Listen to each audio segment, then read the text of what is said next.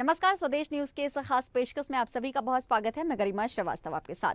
मोहन सरकार निवेश का नवाचार। जी हां, मध्य प्रदेश को औद्योगिक विकास की दृष्टि से देश के नक्शे पर कैसे चमकाया जाए, मोहन सरकार ने इसकी पूरी रणनीति तैयार कर ली है। मुख्यमंत्री डॉक्टर मोहन यादव की मंशा के अनुरूप पहली बार धार्मिक नगरी उज्जैन में इन्वेस्टर समिट का आयोजन किया जा रहा है। मध्य प्रदेश की मोहन सरकार प्रदेश के विकास को नया आकार देने के लिए रोड मैप बनाने में जुटी हुई है। इसकी शुरुआत 1 मार्च से उज्जैन में शुरू होने वाले विक्रमोत्सव में देखने को मिलेगी, जहां व्यापार मेला का भव्य आयोजन होगा। 1 और 2 मार्च को महाकाल नगरी उज्जैन में इन्वेस्टर समिट आयोजित की जाएगी, जिसमें 487 कंपनियों के 831 इन्वेस्टर्स शामिल होंगे। आपको बता दें कि इस बार सरकार इन्वेस्टर समिट को रीजनल इंडस्ट्री कॉन्क्लेव की तरह पेश कर रही है। मध्य प्रदेश के अलग अलग क्षेत्रों में इस तरह के रीजनल इंडस्ट्री कॉन्क्लेव करने की योजना है। इस दौरान ग्वालियर, जबलपुर, रीवा, टीकमगढ़, सागर में इन्वेस्टर समिट तैयार करने की तैयारी की जा रही है। महत्वपूर्ण बात यह है कि सरकार इस रीजनल इंडस्ट्री कॉन्क्लेव के जरिए वोकल फॉर लोकल पर भी फोकस करना चाहती है, जिसकी झलक विक्रमोत्सव के दौरान भी देखने को मिलेगी। कुल मिलाकर कहा जा सकता है कि प्रदेश में सूक्ष्म एवं लघु उद्योग और मध्यम उद्योग लगाकर प्रदेश की मोहन सरकार स्थानीय स्तर पर रोजगार के अवसर मुहैया कराने की कोशिश कर रही है। इसके अलावा इस इन्वेस्टर समिट में 3 देशों की सरकार का प्रतिनिधिमंडल भी हिस्सा ले रहा है। United state of America, Fiji और मंगोलिया सरकार का प्रतिनिधिमंडल इस समिट में हिस्सा लेगा, जबकि जर्मनी, जापान और साउथ कोरिया का व्यापारिक प्रतिनिधिमंडल भी इन्वेस्टर समिट में शामिल होने के लिए उज्जैन आ रहा है। क्षेत्रवार इन्वेस्टर समिट के मध्य प्रदेश के आर्थिक और औद्योगिक विकास को कितनी रफ्तार मिलेगी, ये तो समय बताएगा, लेकिन इतना तय है कि अगर इस विचार को आकार में बदल दिया जाए तो प्रदेश के हर कोने का विकास जरूर होगा। कुल मिलाकर कहा जा सकता है कि सरकार दस्तावेजी खानापूर्ति के अलावा धरातल पर औद्योगिक विकास दिखाना चाहती है, लेकिन सरकार के नवाचार पर विपक्ष का आरोप है कि पहले भी सरकार ने कई इन्वेस्टर्स समिट किए हैं, लेकिन धरातल पर कुछ भी देखने को नहीं मिलता। अब आरोप प्रत्यारोप जो भी होगा, ये देखना होगा सरकार की कवायद से प्रदेश को नई दिशा और दशा क्या मिलती है। आज इसी पर खास चर्चा करेंगे। हमारे साथ तमाम मेहमान जुड़ेंगे और regional industry conclave vocal for local पर पूरा फोकस किया जा रहा है। औद्योगिक विकास से देश को चमकाने की जो पूरी कोशिश है वो की जा रही है, तो तमाम तैयारियां जो हैं वो भी देखने को मिल रही हैं। मोहन सरकार में निवेश का नवाचार ये किस तरह से होगा, ये तो आने वाले समय में उज्जैन में जो इन्वेस्टर समिट आयोजित किए जा रहे हैं उससे देखने को मिलेगा। विपक्ष सरकार पर लगातार हमलावर भी होती रही है। पिछले समिट में 15 लाख करोड़ के MOU को साइन किया गया था। उद्योगपतियों से 1-to-1 चर्चा की जाएगी। आपको ग्राफिक्स के जरिए समझाते हैं कि नई परियोजनाओं का उद्घाटन और शिलान्यास किया जाएगा। ODOP बिजनेस डायरेक्टरी का अनावरण किया जाना है। तो तमाम तैयारियां उज्जैन इन्वेस्टर समिट 2024 को लेकर के की जा रही है। पहला सत्र धार्मिक पर्यटन पर केंद्रित होगा, तो हर क्षेत्र में बढ़ावा किस तरह से होगा, सरकार इसे लेकर के पूरी तरह से तैयारी कर रही है। उज्जैन को देश के नक्शे पर और बेहतर दिखाने की जो पूरी कवायद है वो साफ नजर आ रही है। उज्जैन इन्वेस्टर समिट में 831 इन्वेस्टर्स आएंगे, तो बड़ी संख्या में इन्वेस्टर्स शामिल हो रहे हैं। 74,711 करोड़ के निवेश पर सहमति बनी है। पिछले समिट में 15 लाख करोड़ के MOU को साइन किया गया था। उद्योगपतियों से 1-to-1 चर्चा होगी। अलग अलग देशों के प्रतिनिधिमंडल भी शामिल हो रहे हैं। 3 देशों के सरकार का प्रतिनिधिमंडल शामिल होगा। इसके साथ ही जापान से लेकर के, कोरिया से लेकर के और भी तमाम देश हैं जिनका इन्वेस्टर प्रतिनिधि इस इन्वेस्टर समिट में शामिल होने जा रहा है। तो उज्जैन में ये बड़ा इन्वेस्टर समिट, तैयारियां पूरी हो चुकी हैं। मोहन सरकार की ये बड़ी तैयारियां मध्य प्रदेश के नक्शे को देश के नक्शे पर किस तरह से बेहतर दिखाना है, ये सब कुछ बेहतर करने के लिए, बेहतर तैयारियों के लिए साफ तरह से मध्य प्रदेश सरकार की तैयारियां देखी जा रही हैं। वोकल फॉर लोकल को बढ़ावा देने की पूरी तैयारी। तो बीजेपी इस इन्वेस्टर समिट को रीजनल इंडस्ट्री कॉन्क्लेव की तरह पेश करने वाली है। उद्योगपतियों से 1-to-1 चर्चा की जाएगी। Regional industry conclave vocal for local पर पूरा फोकस होगा। नई परियोजनाओं का उद्घाटन किया जाएगा, शिलान्यास किया जाएगा। तो अब इसी पर खास चर्चा करेंगे। हमारे साथ तमाम मेहमान भी जुड़ रहे हैं। सबसे पहले मुक्ता पाठक सीनियर एडिटर हमारे साथ जुड़ी हुई हैं, उनके साथ ही अजय धवले बीजेपी प्रवक्ता भी हमारे साथ जुड़े हैं। तो मुक्ता जी, सबसे पहले आपका ही रुख करना चाहूंगी कि भाई इतना बड़ा इन्वेस्टर समिट अब मध्य प्रदेश में आयोजित किया जा रहा है, मध्य प्रदेश के नक्शे को देश के नक्शे पर कितना विकसित दिखाना है, इसे लेकर के पूरी तरह से तैयारी सरकार की तरफ से की जा रही है। रोजगार के बड़े अवसर मिलेंगे, क्या कुछ तैयारियां बीजेपी की तरफ से? बिल्कुल गरिमा, सही कहा आपने। देखिए, ये इन्वेस्टर समिट हो रहा है। हम लगातार मध्य प्रदेश में पिछले कई सालों से देखते आ रहे हैं कि इन्वेस्टर समिट होता रहा है, ग्लोबल इन्वेस्टर समिट। अधिकांश जो है वो इंदौर में होता रहा है, लेकिन इस बार जो है नए मुखिया जो है मध्य प्रदेश के डॉक्टर मोहन यादव, उन्होंने एक नया कॉन्सेप्ट डिजाइन किया है कि रीजनल, क्षेत्रीय इन्वेस्टर समिट होंगे, हर क्षेत्र पे फोकस रहेगा। तो इसकी शुरुआत उज्जैन से हो रही है और उज्जैन में जो है एमओयू पहले ही जो है वो तय हो गए हैं कि कौन से एमओयू साइन होंगे, कितने पैसे के होंगे, कितना इन्वेस्टमेंट आएगा। और जब वो इन्वेस्टर जब समिट शुरू होगी और उसके उसी समय मुख्यमंत्री के साथ सारे इन्वेस्टर्स के 1-to-1 होंगे, उनको तत्काल से जो है जमीन आवंटन कर दिया जाएगा और जो भी सुविधा उनको सरकार की तरफ से चाहिए इन्वेस्टमेंट को लेकर, वो सबको जो है वो सहूलियत की जाएगी। तो देखिए, पिछले बार भी हमने देखा था, इन्वेस्टर समिट हुए थे, बहुत जो इन्वेस्टमेंट हुआ था, लेकिन वो जो कांग्रेस लगातार इस पे आरोप लगाती है कि ये जमीनी स्तर पे नहीं आता, पेपरों में इन्वेस्टमेंट हो जाता है लेकिन वो निचले स्तर तक नहीं आता। लेकिन इस बार जो कोशिश है सरकार की कि उस तरह के इन्वेस्टमेंट हो, भले कम हो लेकिन इस तरह से हो कि वो एक्शन के मोड में आए, इन्वेस्टमेंट आए, रोजगार की जो समस्या है उसका समाधान हो। तो ये सारी बातें, चलिए हमारे साथ अजय जी मौजूद हैं, उनसे पूछते हैं कि एक्शन मोड में तो नजर आ रही है सरकार, लेकिन क्या जमीनी स्तर तक इन्वेस्टमेंट आएगा, कितना आएगा? जी मुक्ता जी, देखिए, पहली बार मध्य प्रदेश सरकार ये इन्वेस्टर समिट नहीं कराने जा रही है। इसके पूर्ववर्ती सरकार भी, भारतीय जनता पार्टी की सरकार ने विविध समय पे ग्लोबल इन्वेस्टर समिट आयोजित कराए, लेकिन इस बार थोड़ा सा कॉन्सेप्ट बदल गया। इस बार, जैसे कि आपने अपने ओपनिंग कमेंट में भी कहा, कि इस बार हम लोग रीजनल इन्वेस्टर समिट करा रहे हैं और माननीय मुख्यमंत्री जी ने पहला रीजनल इन्वेस्टर समिट जो रखा है वो उज्जैन में रखा है, जिसमें लगभग 750 के आसपास इन्वेस्टर्स ने आने की अपनी सहमति दे दी है और 75,000 करोड़ के एमओयू पे लगभग सहमति बन गई है, जिसमें 30 फॉरेन डेलीगेशंस भी आ रहे हैं।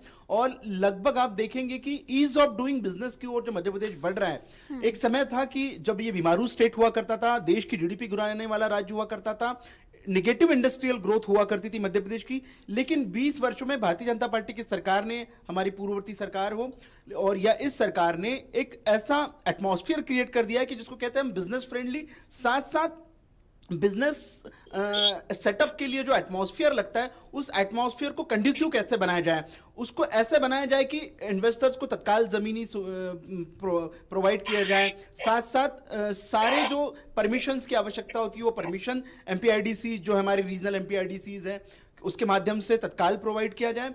और एक महत्वपूर्ण उद्देश्य यह है कि इस प्रदेश को, जो आज हम विकसित मध्य प्रदेश बनाने की बात कर रहे हैं, जो विकसित भारत में कंट्रीब्यूट करेगा, आत्मनिर्भर मध्य प्रदेश बनेगा और मेड इन इंडिया में मेड इन मध्य प्रदेश का जो हमारा सपना भी है, भारतीय जनता पार्टी संकल्पित भी है कि मध्य प्रदेश ना सिर्फ कृषि में, देखिए आप विगत इतने वर्षों से देख रहे हैं कि मध्य प्रदेश कृषि कर्मण अवार्ड पाते रहा है, कृषि के क्षेत्र में पॉजिटिव ग्रोथ है, डबल डिजिट की ग्रोथ होती है, लेकिन हमारा उद्देश्य है कि इंडस्ट्रियल रिवॉल्यूशन भी मध्य प्रदेश में आए, इंडस्ट्रीज भी मध्य प्रदेश में आए, निवेश मध्य प्रदेश में हो, निवेशों को प्रोत्साहन मध्य प्रदेश दे और यहां पे रोजगार हो, फिर इंडस्ट्रियल अपॉर्चुनिटीज हो, उसके माध्यम से मध्य प्रदेश में आधारभूत संरचनाओं का विकास कैसे किया जाए और टर्शरी सेक्टर, जिसे हम कहते हैं कि सर्विस सेक्टर भी इंडस्ट्रियल सेक्टर पे कहीं ना कहीं डिपेंड होता है, तो उस टर्शरी सेक्टर को भी, सर्विस सेक्टर को भी कैसे लिंकअप किया जाए, ये सारे उद्देश्य के साथ में मध्य प्रदेश की भारतीय जनता पार्टी की सरकार डॉक्टर मोहन यादव जी के नेतृत्व में संकल्पित है और उसी की दृष्टि से ये पहला रीजनल इन्वेस्टर समिट होने जा रहा है। ठीक है, हमारे साथ कांग्रेस प्रवक्ता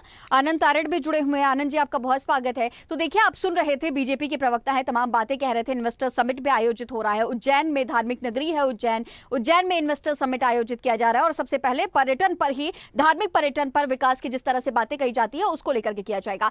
और लगातार कांग्रेस ये आरोप लगाती रही है कि भाई इससे पहले भी इन्वेस्टर समिट होते थे लेकिन बेहतर कुछ नजर नहीं आ रहा है, युवा अभी भी मध्य प्रदेश में लगातार बेरोजगार घूम रहे हैं। सही बात है। देखिए, पहली बात तो ये है कि हम तो आशावान हैं, आशावादी लोग हैं और अगर ऐसा लगता है कि भारतीय जनता पार्टी की सरकार कोई अच्छा काम करना चाहती है, और अच्छी बात है कि मोहन यादव जी ने अपना गृह क्षेत्र उज्जैन, निश्चित रूप से महाकाल नगरी है उज्जैन, और वहां पर उन्होंने इन्वेस्टर मीट रखी है। निश्चित रूप से अगर उनका जो लक्ष्य अगर वो पूरा होता है और अगर वो ईमानदारी से सफलतापूर्वक होता है, केवल और केवल जो विज्ञापनों से या बातों के जमा खर्च से हो, तो निश्चित रूप से वो सोचनीय बात हो गई। लेकिन अगर वो ईमानदारी से अगर आता है सामने, तो हम उसका स्वागत करेंगे। कांग्रेस हमेशा अच्छे कार्य स्वागत करती है, लेकिन सबसे बड़ी बात यह है कि अगर कांग्रेस ये बात कर रही है तो क्यों कर रही है, उसके पीछे भी कारण। पिछले 20 वर्षों से भारतीय जनता पार्टी की सरकार मध्य प्रदेश में काबिज है। 20 वर्षों से हम देख रहे हैं आज बेरोजगार चरम सीमा पर है, प्रति वर्ष बढ़ते जा रहे हैं, हर महीने बढ़ते जा रहे हैं, रोजगार कहीं नहीं है। देश की आज अगर लोकसभा के चुनाव है तो मैं उस बारे में बात कर लेता हूँ, लेकिन देश की मोदी सरकार ने 2014 में जब सरकार में आने को थी, तब उन्होंने बोला था कि हम 2 करोड़ नौजवानों को प्रतिवर्ष नौकरी देंगे। 2 करोड़ के हिसाब से 20 जवानों को नौकरी, लेकिन आज बेरोजगारों की संख्या बढ़ती जा रही, रोजगार उन्होंने दिया नहीं, उल्टे 2-3 करोड़ लोग बेरोजगार हो गए पिछले 10 वर्षों में। तो जो जिस तरह से जो नवरत्नों को बेचने की कोशिश की, जो जब हमारे देश के प्रथम प्रधानमंत्री जवाहरलाल नेहरू ने जो चीजों की स्थापना की थी, जो नवरत्नों की स्थापना की थी, जो लोगों को उसमें रोजगार दिया था, उन सब के कारण आज जो हम हमेशा मनरेगा की बात करते थे, मनरेगा का हमेशा भारतीय जनता पार्टी ने सरकार बनने के पहले तक हमेशा उसकी उपेक्षा की है, उसके बारे में अनर्गल रोना रोया। लेकिन आज वो मनरेगा योजना तो सरकार के लिए जीवनदायिनी हो गई है। आज मनरेगा के कारण कितने लोग रोजगार पा रहे हैं, ये हम और सब देख रहे हैं आराम से। तो ये सब चीजें बहुत गंभीरता वाली बात है। आनंद जी, आप तमाम मध्य प्रदेश की सरकार की जो 20 साल तक सरकार रही, उसको आप तमाम नाकामियां गिना रहे हैं, लेकिन आप लोग भी तो विपक्ष में है। विपक्ष का काम होता है कि भाई हम मुद्दे को उठाएंगे और जनता की जो आवाज है वो पहुंचाएंगे सदन तक। सदन से लेकर सड़क तक आप लोग लगातार हंगामे भी करते रहे हैं, लेकिन असर बहुत ज्यादा जनता पर नहीं पड़ रहा है, नहीं समझ पा रही है जनता, कंफ्यूज ही है, क्योंकि कांग्रेस में तो अंतरकलह भी लगातार देखा जाता रहा है। और आप लोगों को विधानसभा में हमने तस्वीरें भी देखी, रिजल्ट भी देखा। अभी हम अंतरकलह की बात कर रहे हैं, इन्वेस्टमेंट की बात कर रहे हैं, रोजगार की बात कर रहे हैं, क्या कर रहे हैं कि कांग्रेस का ही हमें रोना भाई आप विपक्ष में है ना, विपक्ष में आप कह रहे हैं बेरोजगार है, जनता बेरोजगार है, पर आप विपक्ष में आप मुद्दे उठाते हैं ना। मगर आ गई विपक्ष की अगर बात है तो अंतरकलह कहां से आ गई, इसको कहां बीच में अपन ले आए। तो जनता पसंद नहीं कर रही है ना आनंद जी, आप लोग इतनी बातें कह रहे हैं, लेकिन जनता तो पसंद नहीं कर रही है, कंफ्यूज है जी। हमारी प्रदेश जी, मैंने शुरू में ही बोला था कि हम सबकी भावना है कि प्रदेश का विकास हो। मोहन यादव जी ने अपने गृह क्षेत्र से ये काम चालू किया है, तो निश्चित रूप से हम चाहते हैं कि वो अच्छी तरह से संपन्न हो, हमारे प्रदेश के नौजवानों को रोजगार मिले और ईमानदारी से रोजगार मिले। तो पिछली बार हम जो देखा है, कांग्रेस अगर कहीं आरोप लगाती है तो इसलिए लगाती है कि पिछले 20 वर्षों से जो भारतीय जनता पार्टी की सरकार ने जो परोसा इन्वेस्टमेंट के नाम पे हजारों करोड़ रुपए उसने खर्च किए, लेकिन 0 सन्नाटा उसका रिजल्ट मिला। हम चाहते हैं चलो फिर कोई बात नहीं, देर आए दुरुस्त आए, फिर दोबारा से अगर नई कवायद अगर मोहन यादव जी ने चालू किया तो हम चाहते हैं वो सफल हो, लेकिन सफल तभी होगी जब वो हर काम को ईमानदारी से करें, विपक्ष को सम्मान दें, विपक्ष को विश्वास में लेकर उन कामों को आगे बढ़ा, तो निश्चित रूप से विपक्ष और पक्ष दोनों का जो मिलेगा। क्योंकि आज विपक्ष में जो लोग हैं वो सब युवा लोग हैं, चाहे हमारे अध्यक्ष हो या नेता प्रतिपक्ष हो या उपनेता प्रतिपक्ष हो, निश्चित रूप से जो जवान है मोहन यादव जी प्रोण उसमें आते हैं। तो निश्चित रूप से अगर सम्मिश्रण होता है तो मध्य प्रदेश की विकास नई गाथा का सूत्रपात होगा। ठीक है आनंद जी, आपके पास फिर से लौटूंगी। अजय जी, आपका रुख करेंगे कि भाई देखिए, तमाम आरोप कांग्रेस की तरफ से लगाए जाते रहे हैं कि पिछली बार भी कई सालों से इन्वेस्टर समिट जो है वो चलता रहा है, लेकिन बहुत ज्यादा असर नजर नहीं आ रहा है, लोग बेरोजगार हैं, इसी तरह से बेरोजगार ही घूम रहे हैं। अजय जी। तो गरिमा जी, पहली बात तो आनंद जी ने 2-3 जो बुनियादी सवाल रखे हैं, मैं उनके लिए उनका उत्तर देना चाहूंगा। जी, मेरी आवाज आ रही है गरिमा जी? जी जी। तो जो मूल प्रश्न है, जो उन्होंने कहा था कि मध्य प्रदेश में बेरोजगारी की दर की बात कर रहे हैं, ये वही मध्य प्रदेश है जो बीमारू टैग वाला मध्य प्रदेश था, देश की जीडीपी गिराने वाला प्रदेश था और इंडस्ट्रियल ग्रोथ नेगेटिव में थी। जैसे कि मैंने अपने ओपनिंग स्टेटमेंट में कहा था कि आज मध्य प्रदेश की इंडस्ट्रियल ग्रोथ पॉजिटिव में है, मध्य प्रदेश की विकास दर पॉजिटिव में है और मध्य प्रदेश देश की जीडीपी में कंट्रीब्यूट करने वाला स्टेट है। रही बात, इन्होंने बहुत अच्छे से बताया कि देश के नवरत्नों को बेचने का काम भाजपा की सरकार कर रही है, मोदी सरकार कर रही है। आनंद जी अच्छे प्रवक्ता है, मेरे मित्र भी। आनंद जी बता दें मुझे 4 नाम गिना दे, ये ये बीएसएनएल को कहते थे बीएसएनएल घाटे में है, इसको बंद कर देना चाहिए। उस बीएसएनएल को भारतीय जनता पार्टी की सरकार, मोदी जी की सरकार प्रॉफिट में लेके आई। ये रेलवे को घाटे में कहते थे, मोदी जी की सरकार रेलवे को प्रॉफिट में लेके आई। कल ही रेलवे ने खुद के पैसे से 41,000 करोड़ की परियोजनाओं का लोकार्पण, शिलान्यास और लोकार्पण हुआ। ये कहते थे हमारी बीएसएनएल हो गया, बोइंग हो गया, एलआईसी को ये कहते थे कि डिसइन्वेस्टमेंट कर देना चाहिए, लेकिन उसी एलआईसी आज प्रॉफिट मेकिंग कंपनी है। उसका आप देखेंगे एलआईसी का आईपीओ आने वाला है, एलआईसी किस प्रकार से ग्रोथ कर रही है। तो महत्वपूर्ण प्रश्न ये है कि कांग्रेस जिसने हमने कहा था काला धन आएगा, देखिए 751 करोड़ रुपए की संपत्ति गांधी परिवार की जब्त की है, यही काला धन है। गांधी परिवार के नेशनल हेराल्ड के प्रकरण में 751 करोड़ रुपए की संपत्ति जब्त हुई है। गरिमा जी, प्रश्न होना चाहिए। और भारतीय जनता पार्टी की सरकार पर आप आरोप लगाते थे कि ये डेवलपमेंट नहीं कर पाएगी।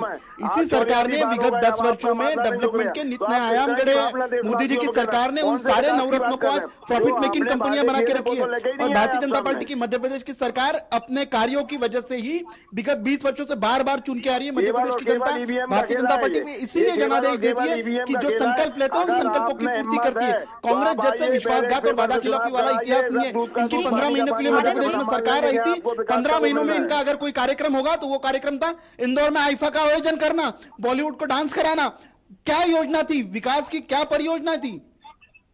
ठीक है आनंद जी, ईवीएम पर आप तमाम सवाल खड़े कर रहे हैं, लेकिन आप ही के नेता हैं, आपके वरिष्ठ नेता हैं लक्ष्मण सिंह, उन्होंने ये बात कही थी कि भाई ईवीएम के तो मुंह नहीं है और इस तरह से अपनी जो चीजें हैं उसको छुपाने के लिए ईवीएम को उठाया जाता है।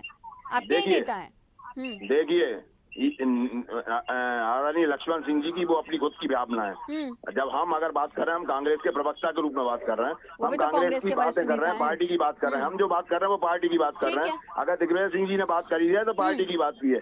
दिग्विजय सिंह जी वरिष्ठ नेता है, सांसद हैं, पूर्व मुख्यमंत्री हैं, वरिष्ठ नेता है। उनका लंबा 40 साल का उनका भी राजनीतिक अनुभव रहा। तो अगर लक्ष्मण सिंह जी ने कोई बात बोली है तो वो लक्ष्मण सिंह जी की व्यक्तिगत बात हो सकती है, पार्टी की बात नहीं हो सकती। तो लेकिन जो पार्टी आज वो बात कर रही है, आज इंडिया गठबंधन बात कर रहा कि भाई बैलेट पे चुनाव होने चाहिए, तो क्या दिक्कत है? अगर विपक्ष, संयुक्त विपक्ष बोल रहा है कि बैलेट पेपर पे चुनाव होने चाहिए, हमारा देश एक ऐसा देश है जहां पर हर व्यक्ति को अपनी बात रखने की और विपक्ष का सम्मान सरकार को करना चाहिए। और निर्वाचन आयोग को कम से कम इस बात में संज्ञान लेना चाहिए कि अगर विपक्ष, संयुक्त विपक्ष मांग कर रहे हैं, पूरे विपक्षी दल मांग कर रहे हैं कि भाई बैलेट से चुनाव होने चाहिए, तो क्या दिक्कत है? चुनाव होने चाहिए, उसमें क्या दिक्कत है? और अगर यही हमारी जो लोकतंत्र की परंपरा है उसको हम और मजबूत कर सकते हैं कि भाई जो दूध का दूध पानी का पानी हो जाएगा।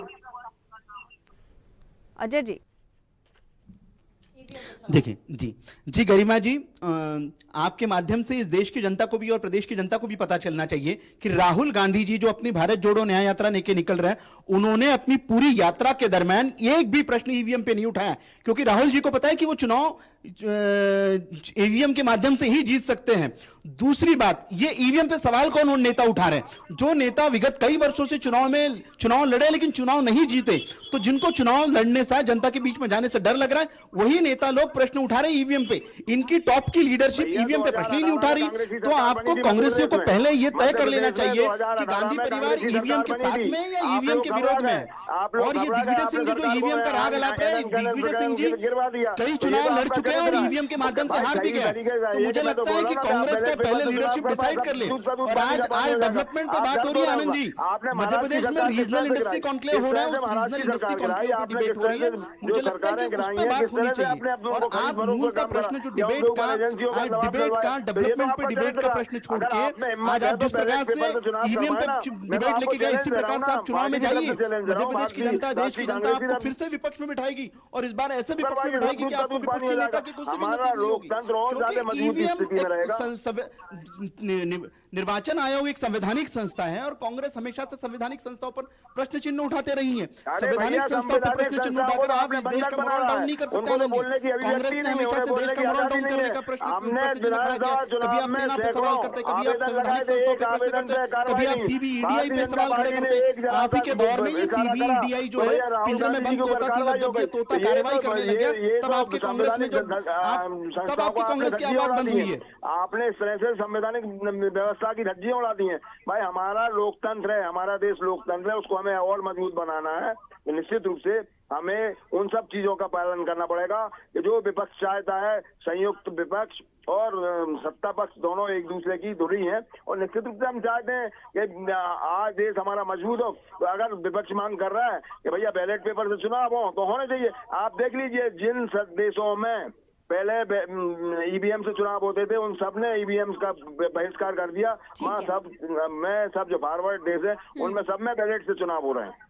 ठीक है, मुक्ता जी आपका रुख करूंगी कि भाई वोकल फॉर लोकल पर पूरा फोकस किया जा रहा है, और जिस तरह से सरकारें ये बात कहती रही है पूर्व में भी, लेकिन अभी भी हम देखते हैं, अगर हम सड़कों पर जाएं, हम देखें कि स्थितियां क्या रहती हैं। लोग अभी भी परेशान हैं, जो लोकल सामान बेचते हैं, चाहे वो दिए बेचने वाले हो या और भी चीजों को बेचने वाले लोग, वो अब भी परेशान है। उनकी स्थिति जस की तस है।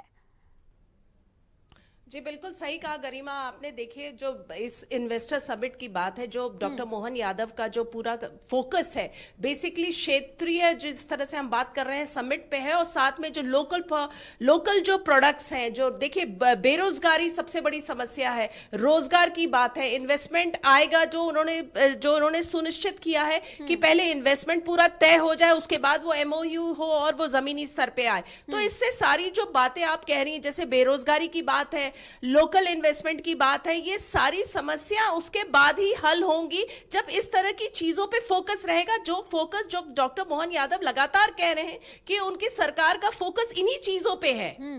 ठीक है, अजय जी आपका इस खास चर्चा में बने रहने के लिए बहुत शुक्रिया। मुक्ता जी आपका बहुत शुक्रिया। आनंद जी आपका भी इस खास चर्चा में बने रहने के लिए बहुत शुक्रिया।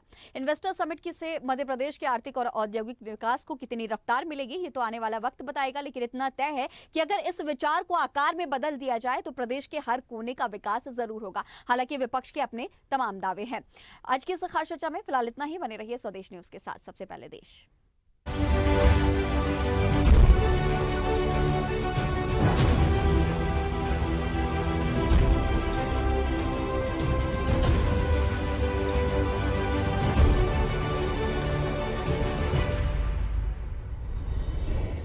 अगर आपको हमारा वीडियो पसंद आया तो लाइक, शेयर, कमेंट, सब्सक्राइब करें, बेल आइकन का बटन दबाएं। हमारी वेबसाइट swadeshlive.com पर जाना ना भूलें।